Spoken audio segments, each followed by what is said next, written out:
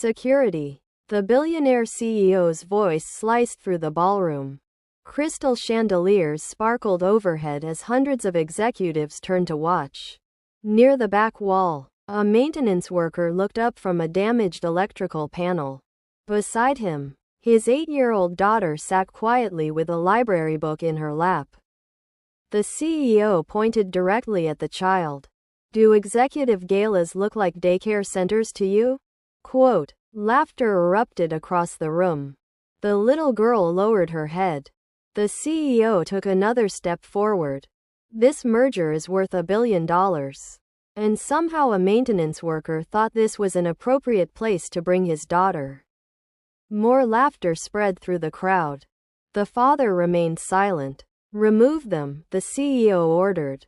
The head of security, a giant of a man, strode across the marble floor. The child grabbed her father's arm. "Dad." The security chief smirked. "You heard her. Time to go." Then he shoved the maintenance worker. What happened next lasted less than 3 seconds. Gasps exploded through the ballroom. The security chief suddenly lost his balance. His body crashed onto the marble floor. Before anyone could react, the maintenance worker was standing over him, calmly pinning the much larger man without throwing a single punch. Silence. Absolute silence. The laughter vanished. The billionaire CEO stared in disbelief. Because the man she had just humiliated in front of hundreds of people wasn't who she thought he was. And that mistake was about to cost her everything. Crystal chandeliers bathed the Whitmore Mountain Resort in a golden glow so perfect it almost felt unreal, like the world itself had paused to admire power in its purest form. Below that light, Aspen Ridge's elite gathered in silk, diamonds, and carefully rehearsed smiles. Tonight wasn't just another gala. It was the billion-dollar merger of Whitmore Innovations. The moment Charlotte Whitmore was about to cement herself as the most powerful woman in tech. And somewhere far from that spotlight, power looked very different. Behind the velvet curtains near a side maintenance corridor, Ethan Carter knelt on cold marble, his hands steady as he worked inside a live electrical panel. Sweat clung to his brow, not from fear, but focus. At 38, he still carried the quiet strength of someone who had once lived a very different life. Though the world only saw a worn maintenance uniform now. Next to him sat his 8-year-old daughter, Lily. She wasn't crying. She wasn't complaining. She had learned better than that. Her legs were crossed neatly on a folding chair, her small fingers holding a battered copy of The Hobbit like it was a shield against the world. Every so often, she looked up at her father working in silence, then back to her book, like this was just another normal night. For them, it was. Then the ballroom doors opened. A wave of music, laughter, and expensive perfume spilled into the corridor. And Charlotte Whitmore stepped through. Every heel strike echoed like a countdown. She didn't walk. She owned space. Every conversation nearby softened. Every glance tilted toward her like gravity had changed direction. Her eyes drifted and landed on the maintenance corner. That was all it took. Her expression shifted. Cold, sharp, decisive. "Security," she said. Not loud, not angry. Worse. Certain. The room responded instantly. Conversations died mid-sentence. Heads turned. The elite didn't ask questions when Charlotte Whitmore spoke. She was the question and the answer. Her gaze locked on Ethan and Lily. "If maintenance staff are bringing children into executive spaces now," she said smoothly, "we may need to reassess our standards." A ripple of polite laughter followed. Not because it was funny, but because it was safer that way. Lily's fingers tightened around her book.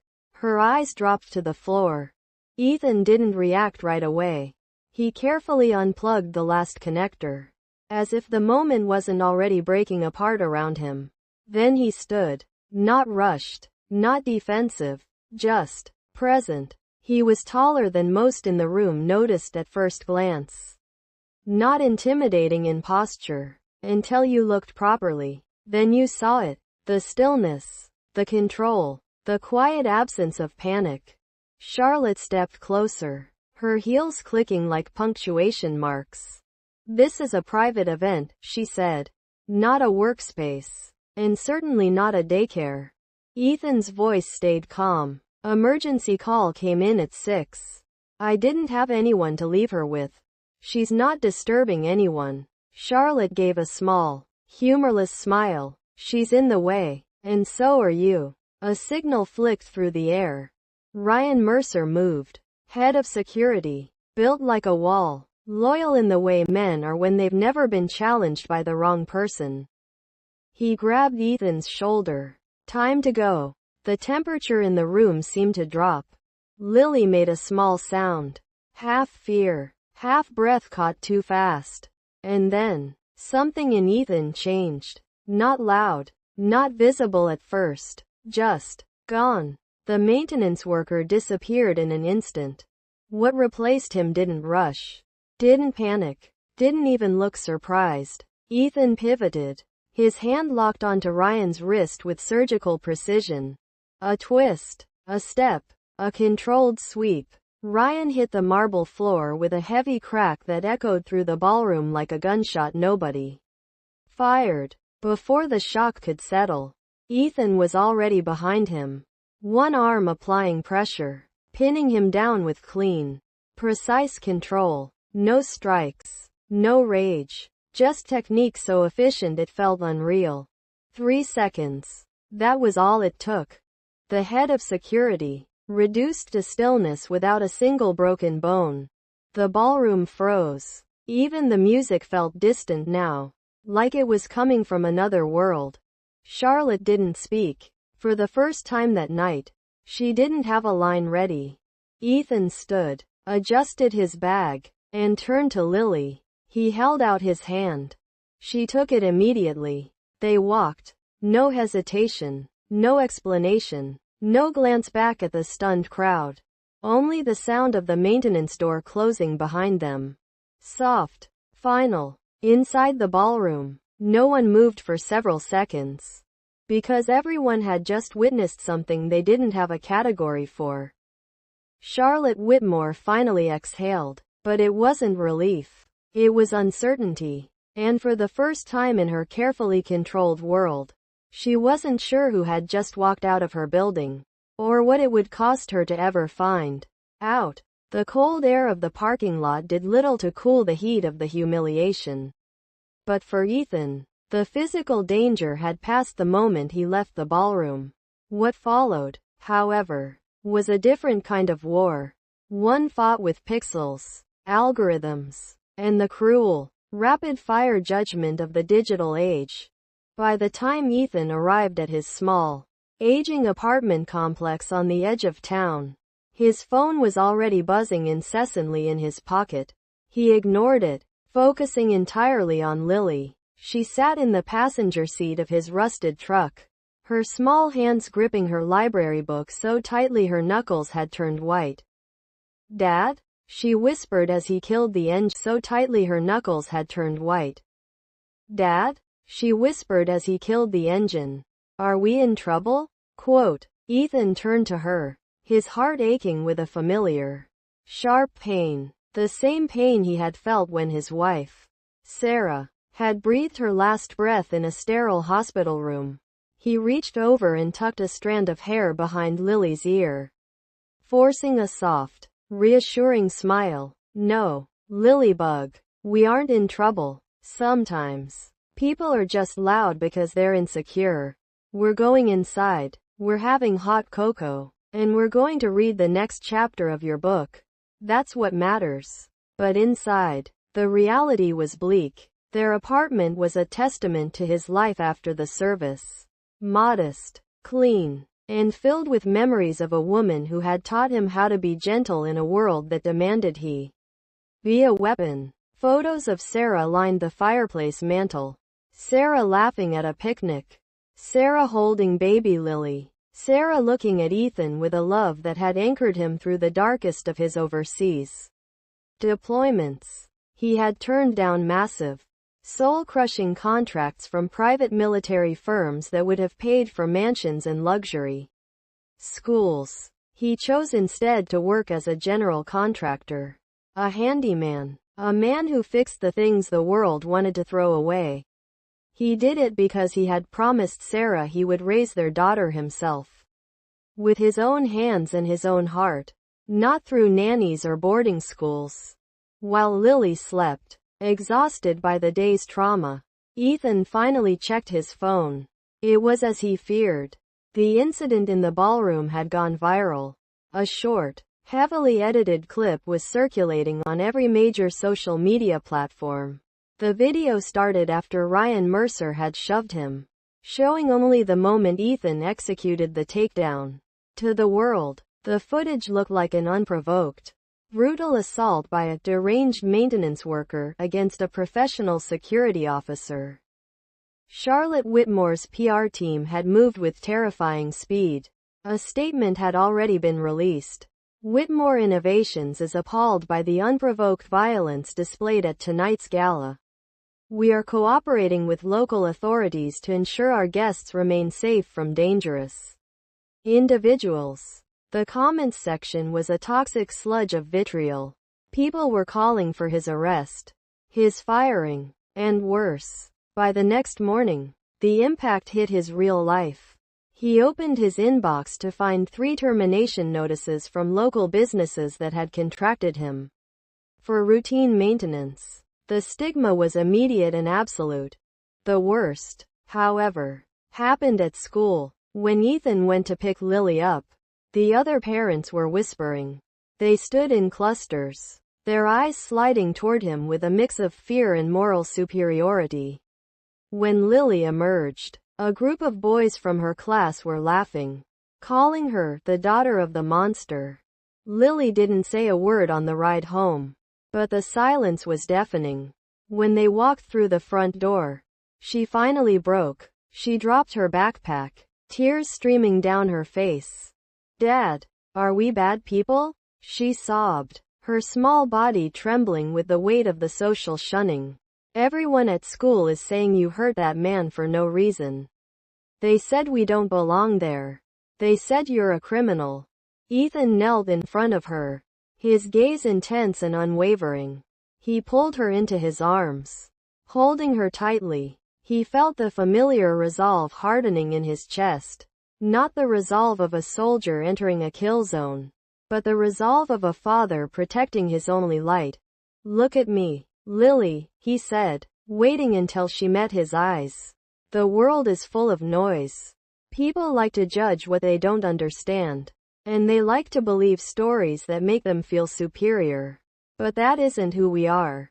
Character isn't what people say about you when they're looking at a screen. Character is what you do when nobody is watching. Do you remember what Mom used to say?" Quote. Lily wiped her eyes, her breath hitching. She said, "Truth is like a seed. It takes time to grow." "Exactly," Ethan said. "We don't need to shout to prove who we are. We just have to keep being ourselves. They can take our jobs, and they can whisper their lies, but they cannot take our truth.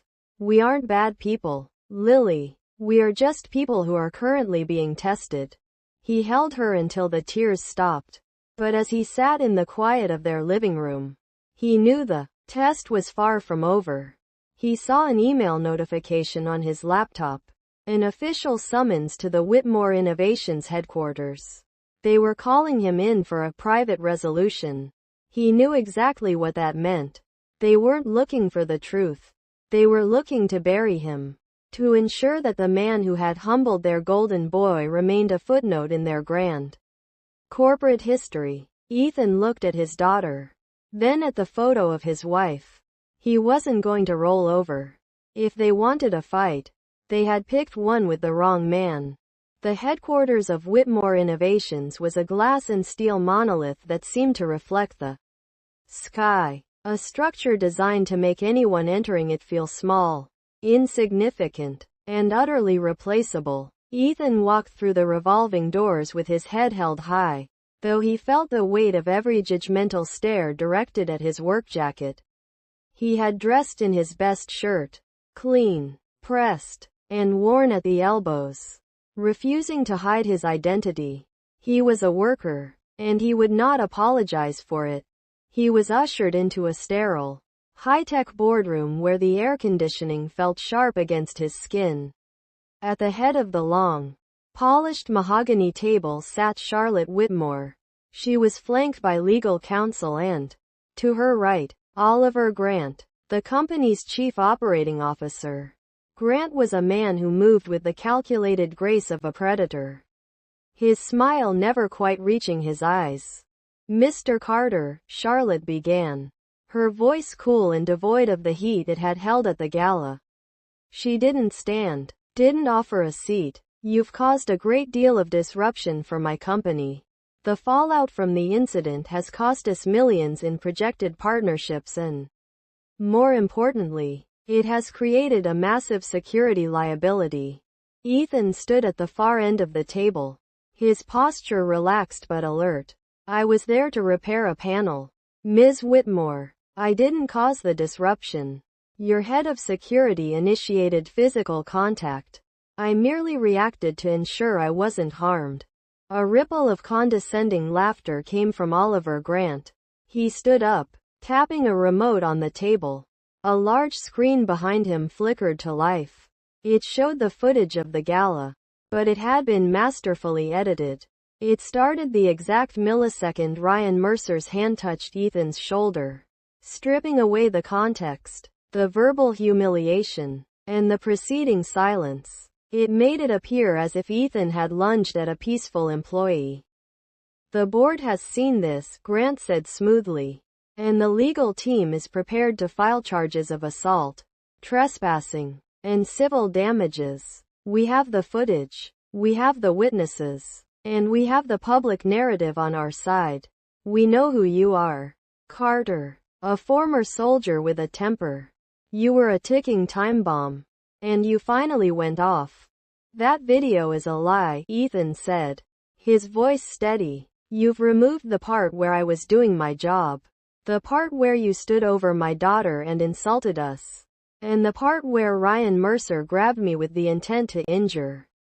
You're playing a game, and you think because I'm a maintenance worker, I don't have the resources to fight back." Charlotte watched him closely. For a second, she looked as if she were searching for a crack in his armor, a sign of guilt, or perhaps just fear, but she found neither. She found only a deep, abiding stillness. "I don't care about your resources, Mr. Carter," Charlotte said, leaning forward. "I care about the reputation of this company. You will sign a non-disclosure agreement.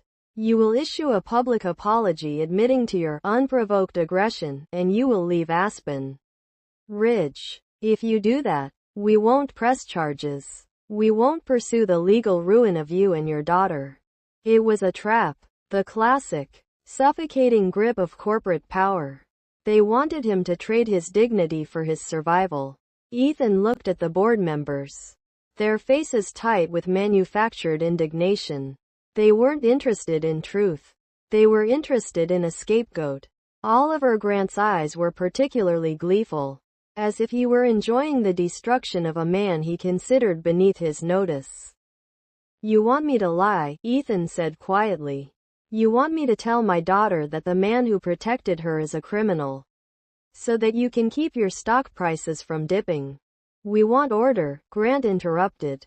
"You're an anomaly, Carter. A glitch in the system.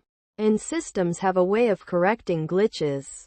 Ethan felt a cold, familiar resolve. He had been in rooms like this before, in different languages and different countries, facing men who wielded their power like a weapon.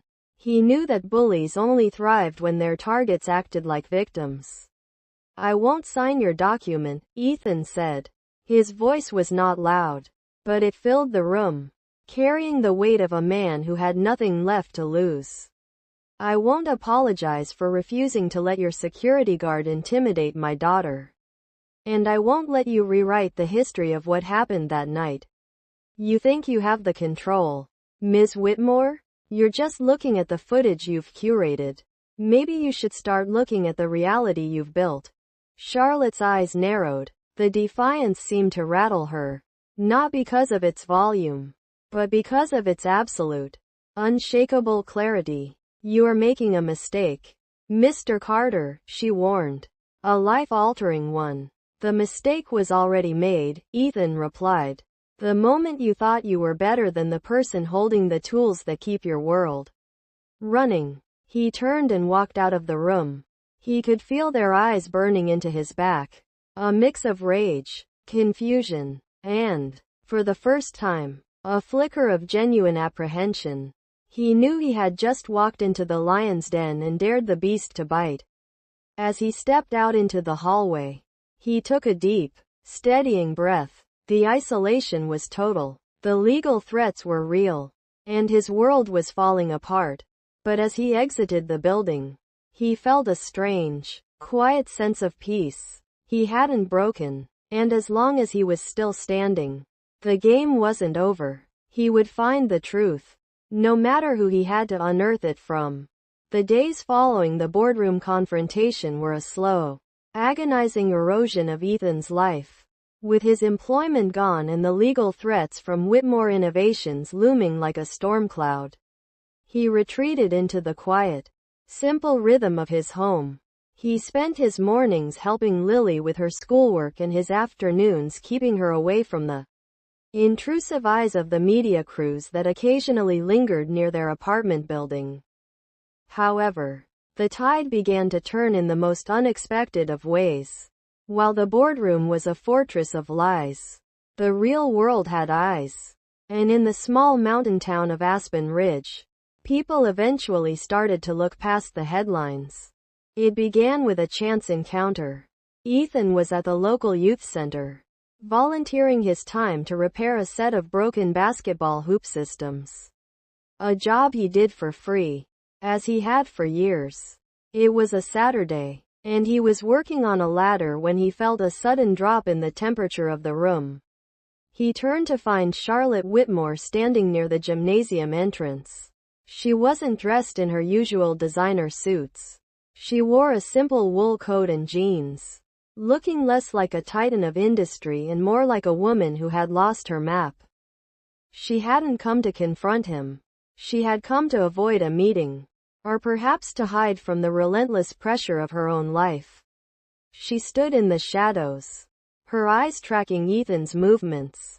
She watched as he carefully tightened a bolt, then spent 10 minutes showing a group of neighborhood kids the proper way to grip a wrench. She saw the patience in his hands. Hands that had reportedly been violent just days ago. A few hours later, as the sun began to dip behind the peaks, Ethan walked out to his truck. He found a homeless veteran sitting on a bench nearby, shivering in the biting mountain wind. Without a second thought, Ethan walked over, pulled his heavy, worn field jacket off his shoulders, and wrapped it around the man. He dug into his pocket, pulled out the last $20 he had intended to use for groceries, and pressed it into the man's hand, offering a respectful nod and a few quiet words of encouragement. Charlotte, watching from her idling car 50 yards away, felt a sharp, painful jolt in her chest. This was the man she had publicly branded as a dangerous, aggressive liability. The man she had tried to coerce into silence. The next day, the pattern continued. She observed him at the community center. Then later in the week, she caught sight of him helping an elderly neighbor clear a massive snowdrift from her driveway, refusing payment and staying until the job was finished. He was exactly who he claimed to be. A man of integrity. A man who built things up rather than tearing them down. Charlotte's certainty began to fracture. She had lived her entire life under the assumption that the world was defined by power, wealth, and the ability to command others. She had been taught that people in Ethan's position were inherently bitter, looking for handouts or opportunities to lash out at the successful. But the man she was watching didn't have a shred of bitterness in him. The turning point came on a Tuesday evening. Ethan was sitting on a park bench, looking exhausted, holding an ice cream cone for Lily, who was sitting next to him, laughing at a story he was telling. They looked so small, so vulnerable, and yet so entirely whole. Charlotte stepped out of her car and walked toward the bench. Her heart was hammering against her ribs, a sensation she hadn't felt in years. "Mr. Carter," she said, her voice softer than it had ever been. Ethan looked up. He didn't jump. He didn't reach for a weapon. He simply looked at her with tired, guarded eyes. "Ms. Whitmore, if you're here to serve me with more papers, I'm afraid you'll have to wait until I'm done with my daughter's ice cream." Charlotte winced. "I'm not here for papers."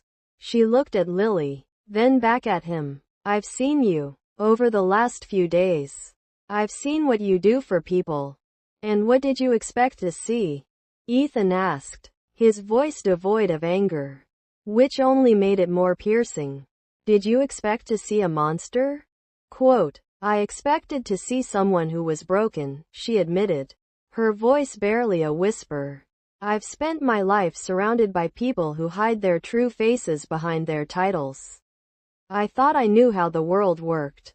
But I don't think I know you at all." "You don't," Ethan said. He stood up, towering over her, yet he didn't radiate threat. He radiated a calm, profound weight. "And you never tried to. You just looked at the uniform. And you decided who I was before you ever spoke a word to me." For the first time in her life, the CEO of the most powerful company in the state had nothing to say. There was no boardroom, no legal team, no prepared script to fall back on. Just the truth. And in that moment, the tension between them shifted. It wasn't the tension of battle, but the tension of a long-held belief beginning to crumble. Curiosity, faint and flickering, began to grow in its place. She wanted to know who he was.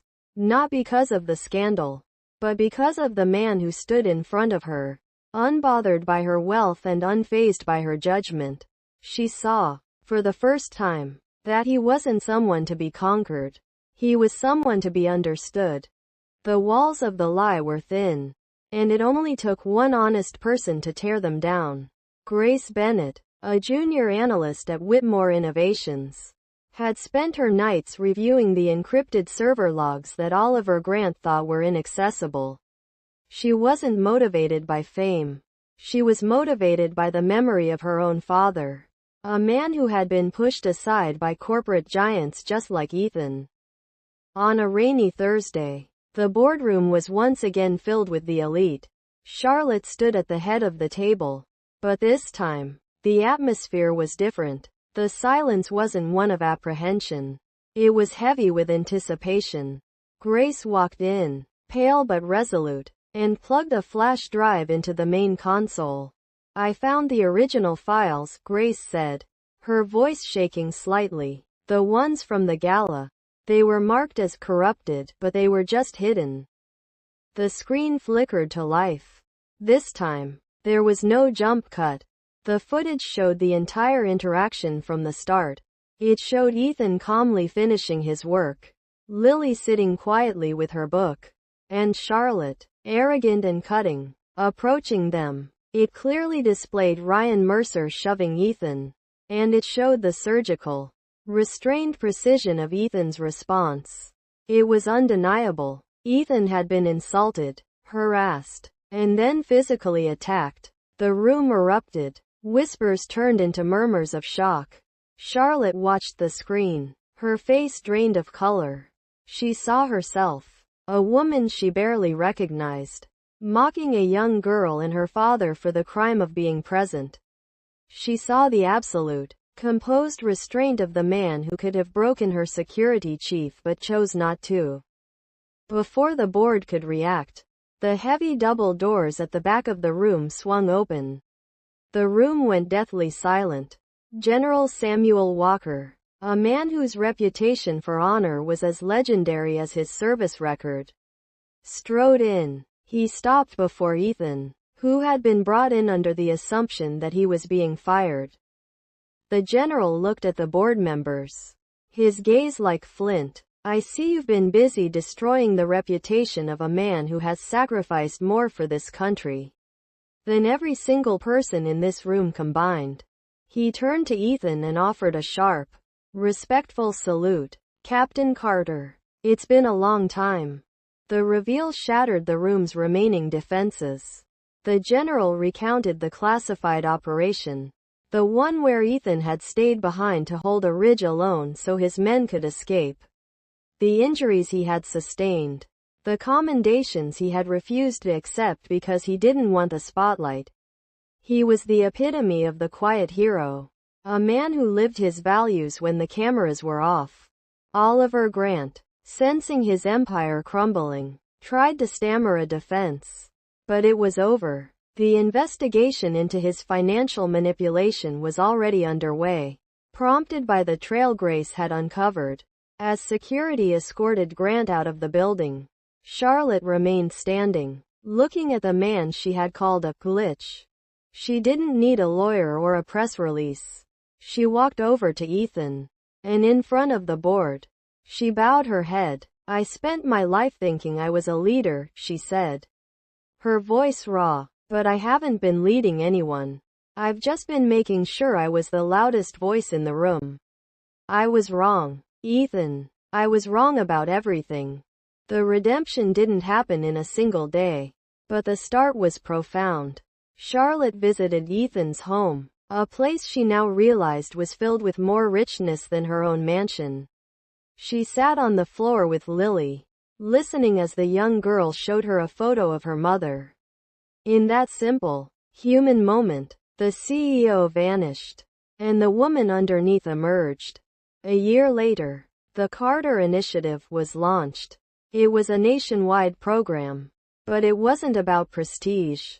It was about tangible support, housing for veterans, scholarships for the children of working parents, and a massive investment in trade schools for people like Ethan.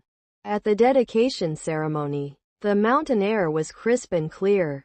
Charlotte stood at the podium, looking out at the crowd, but her eyes were fixed on the back row. There stood Ethan, his hand resting on Lily's shoulder. He was dressed in a simple suit, looking comfortable and at peace. The strongest person in this room isn't the richest, Charlotte said, her voice steady and echoing across the plaza. It's the person who chooses dignity when the world offers humiliation. She looked at Ethan, and for the first time, a genuine, warm smile broke across her face. The love story that followed wasn't a fairy tale. It was something far more durable. It was built on the foundation of shared struggle, mutual respect, and the realization that the people who seem the most invisible are often the ones holding the world together. Lily, now thriving and happy, often asked if her mother would have liked Charlotte. Ethan would look at them. The woman who had found her soul and one to be understood. The walls of the lie were thin, and it only took one honest person to tear them down.